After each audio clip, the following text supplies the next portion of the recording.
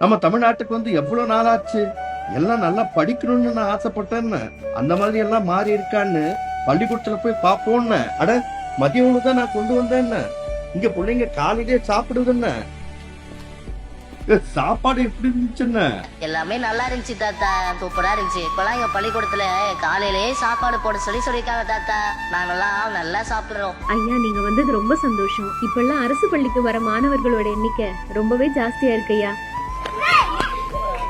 அட, நம்ம ஊர் பள்ளிக்கூடத்தை இப்பதான் பாத்துட்டு வர்றேன்னு மனசுக்கு நிறைவா இருக்கு.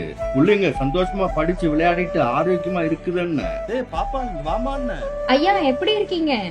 நான் 12வது முடிச்சு காலேஜுக்கு போறேன். அரசு பள்ளியில படிச்சனால புதுமை பெண் திட்டம் மூலமா மாசம் 1000 ரூபாய் கொடுக்கறதா சொல்லிருக்காரு நம்ம முதலமைச்சர் மு.க. ஸ்டாலின். இப்படிப்பட்ட தமிழ்நாட்டு தான் பார்க்க ஆசைப்பட்டேன்னு. நான் கண்ட கனவெல்லாம் தம்பி மு.க. ஸ்டாலின் செஞ்சிட்டு இருக்காருன்னு.